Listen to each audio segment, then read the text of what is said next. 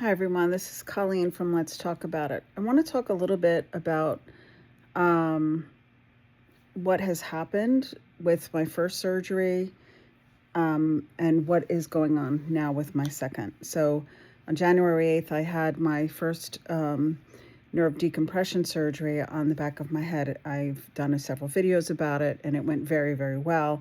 The doctor was very, very pleased. But I eventually ended up with what's called a dehiscence. So the incision itself had opened up. So there's some questions about that. I'm going to be really honest, like I felt very guilty about it. And what did I do wrong? I have such a fantastic doctor, and he's like, we're not playing the blame game. We're not doing that. I thought, did I maybe scratch the area where the incision was? And did I myself maybe put too much force there and open it up? One of the things, there were a couple of things we talked about. I had strongly suggested in my videos, again, I'm not a doctor. I was using this airplane pillow, and it did give me a great deal of relief.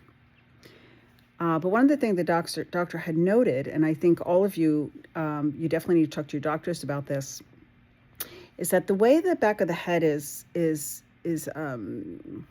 made is that the occiput part. So your head, I can't really show you the back, but it kind of projects out a bit and then goes in and then towards your neck, right? So if you think about that, and my incision is in just above the neck underneath the occiput. So if I'm having a pillow, which was very firm, by the way, placed around my neck, especially if I was lying down on that pillow, right? So now I'm lying down on a surface, I have the pillow, and that pillow is, in some ways, pushing into where my incision was. It's putting pressure on that incision from the outside.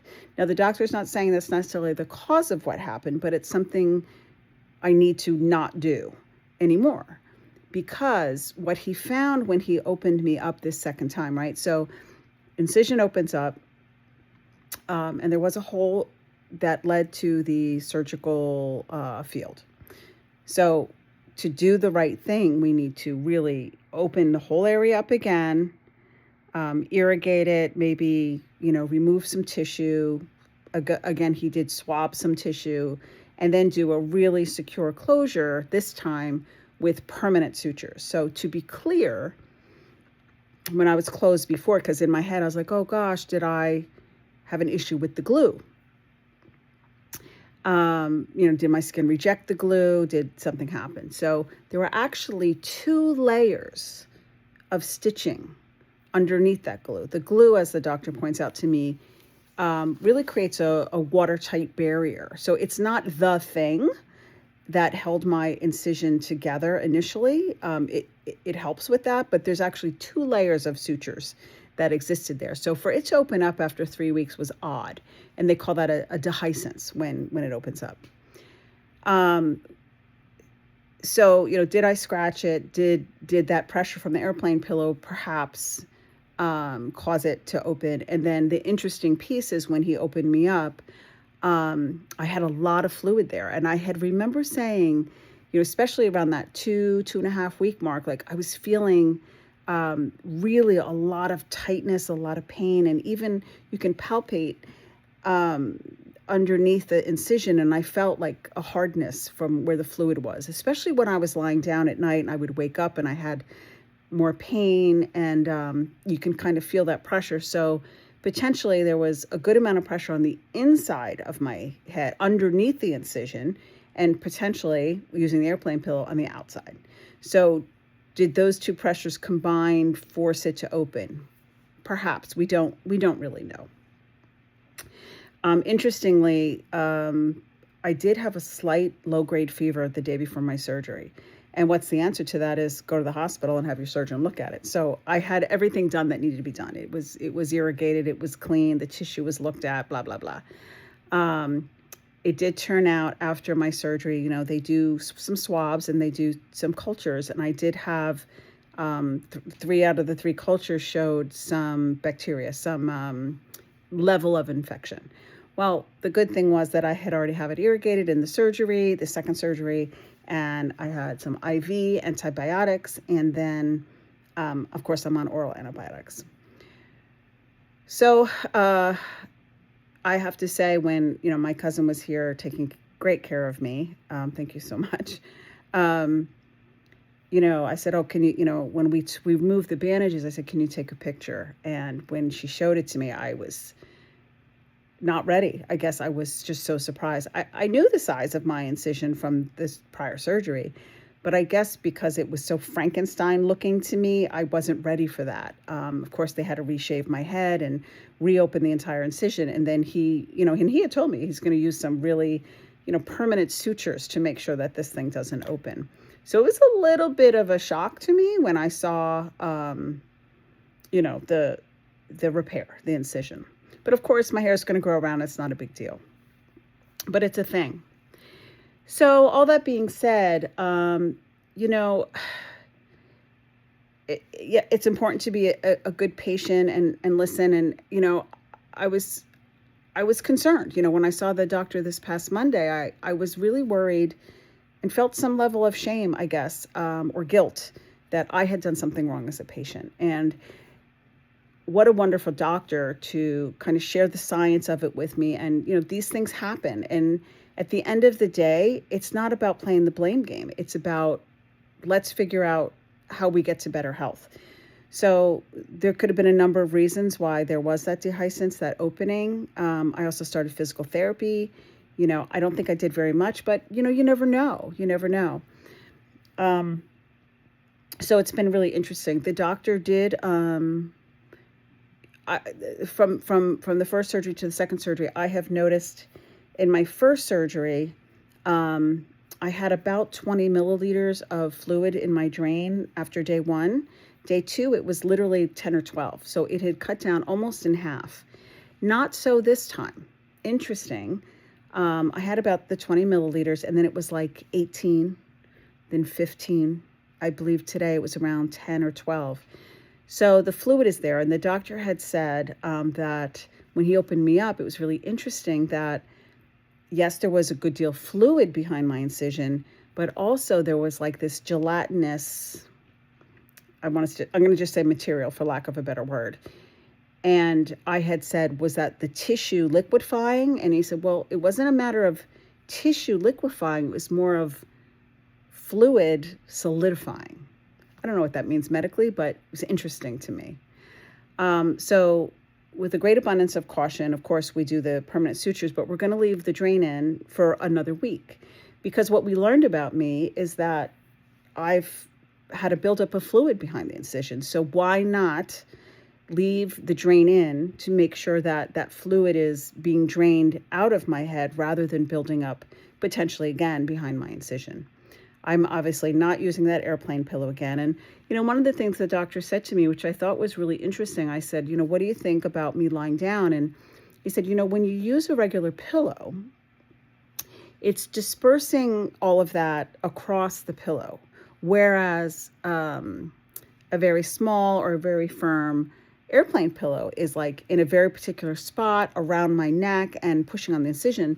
A regular pillow is going to be across the whole of my back of my head and my neck, which is a better way to disperse pressure and pain and all of those things. So, going forward, I would really recommend anybody who's having that surgery, have that conversation with your doctor. When you're looking at ways to relieve the pain and pressure in the back of your head, what's the best way to do that? For me as a patient, I thought, well, this is kind of a no-brainer. I'll just put this support around my neck, and that makes the most sense. But what I did not think about was the level of pressure that it might lend itself to pressure on that incision. So these are things to think about, right? And I think it is important that as we go through really serious procedures, especially something like this, to really have a good dialogue and a good relationship with your physician. And I feel very, very blessed and very lucky that I do have that. That he helps me to understand the science behind it, the biology, the anatomy of my head, so that I understand it and that I feel safe and open to ask him questions.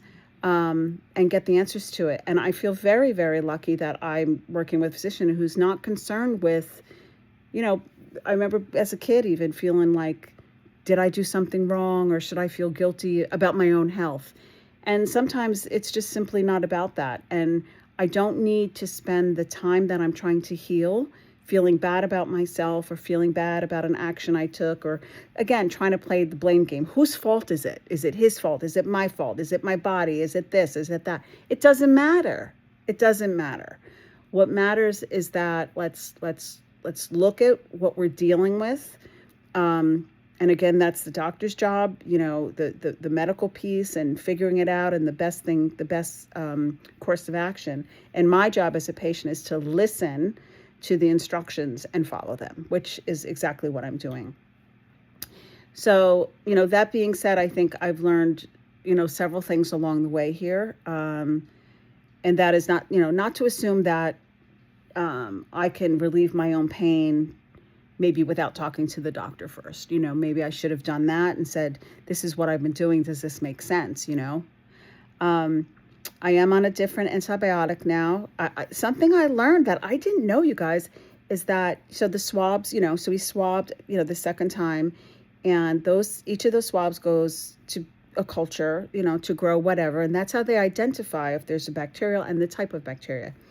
But the piece I also didn't know is that oftentimes they, and I guess this is procedure, they also, once those things are grown, they expose them to different kinds of antibiotics, and they do a sensitivity test. So the doctor was able to actually pull up this information and say, oh, this is the antibiotic now that I want you on, because this is the one in the culture, in the lab, that showed that it was, the bacteria was most reacting to. So let's go on this particular one. And I said to him, do they do that all the time? Did you ask for them to do that? And this was news to me. It's something that's pretty routine that they do that. So the doctors know you have, bacteria A, and we tried these 5 different antibiotics, and antibiotic A and B were the strongest and most effective, and then they're able to prescribe. So that was really fascinating to me as a patient to learn that. So that's where it's at. I'm finding that for me this time around, the first couple days I did find I had a lot of pain last night. I had a lot of trouble sleeping last night. So managing pain is another piece. And then when your pain is subsiding, sometimes we want to do more. You've been resting, lying around, and maybe your energy level picks up and your pain is diminishing, and now you want to do these things, right? But again, our job as a patient is to be a patient and to really listen to what the doctor's saying and take things slowly. Again, I'm noticing the more I walk around, the more pain I have, right? The more I move my head around, the more pain I have. I did have some dizziness this time again, and I did need assistance walking for the first several days again. It wasn't as intense, and it hasn't been for as long. So I do have, you can see over here, I have a little bit of a chair slalom. So I do walk myself, let's say, to the bathroom now, and I can hold on to a chair, the back of a chair, back of a chair, back of a chair, back of a chair, as I walk myself to the bathroom. So I'm setting up situations in my own house that make it easier for me. I'm mostly living downstairs, so I don't have to go up and down the stairs. I haven't showered yet. I'm not willing to try to do that until I have someone with me, because I just don't feel safe enough yet to do that without a shower chair and a person. Because I do get a little wobbly, I do get a little dizzy, and I am on medication for that. Again, I have vestibular migraine, so that's a little bit different. So I feel really good about this next step. It has delayed my overall healing a bit, but that's okay. At the end of the day, this is about healing. So I'm eating a high protein diet. I am, bringing in, I have protein shakes that I'm drinking. I'm trying to eat eggs, chicken, fish, things like that. So, lots of water, and lots of just healthy foods. Because I am aware that my body has been through quite a lot, and we need to, again, as a good patient, feed ourselves healthy things and things that will help our body to heal. I am still in the recliner. I had my friend get a very soft, regular bed pillow for me, so I do use that at night. But I will tell you, I'm having a very, very hard time putting my head back on the pillow, just back. So I'm literally almost like sleeping on my side, on my face, so that I can get some kind of good sleep. And I'm just sleeping when I need to. If I'm tired during the day, I'm sleeping because, again, I think we have to give respect to our bodies that it's working very, very hard to heal all that's been done. So this was, I think, a lot of learning, a lot of patience, and also relying on people for assistance. Here I am again. I cannot shop, can't go out to the mailbox. Up and down the stairs is tricky. Very simple things. I had a good friend say to me, "Oh, you can't bend down for a while. What about your socks? Or what about some of your clothes in your bottom drawer?" I hadn't thought about that. So I might need somebody to get my socks, or I had laid out some comfortable clothing for myself to have on a table. So I don't have to rely on bending all the way down to get something out of my bottom drawer. You'll see that almost all of the clothes that I'm wearing are zip up jackets because I can't wear anything that's going to pull over my head and put pressure either on my incision, the back of my head, or even I have to be able to manipulate my drain. So going into a surgery like this, I think we have to also think about, comfortable clothing and things that make sense to take on and off. Even the tape, I was using some medical tape that was very, very strong because it was, when we replaced the gauze, I had to tape it to my hair, but it was pulling very, very hard on my skin. It was a lot. And even when I saw the doctor, it's like, that's great that you use that tape because it was adhering better. But at the end of the day, you probably should use something with less sticky because it actually is hurting your skin. And then I have so much hair that is actually, I had to rip the tape or the hair out of my tape. So I have a lot of damage to my hair, which whatever, I don't really care about it, but there's a lot of damaged hair because of the medical tape I was using. So again, that's another thing, you don't really think about. I just think, oh my gosh, let's just protect the incision. But it really was, kind of hurting my skin and my hair. So this one's been a bit of a learning curve, but I do feel good. We're not a week out yet. I'm enjoying, television. I'm resting. I'm listening to lots of podcasts, Audible, audiobooks and things like that. And I'm writing down, I've had people take care of me and they're writing down. That's another thing I really encourage. Write down every time you take your medication, because especially if you're on a painkiller or something like that, you get fuzzy and you forget, or especially you might sleep through the time it is that you should be taking your meds. So they keep track of everything. And now that I'm kind of on my own, I have that piece of paper right next to me and I'm writing down when I take my antibiotic, when I take my medicine for dizziness, when I take medication for pain, so that I'm, again, being a good patient and adhering to the protocol that my doctor set up.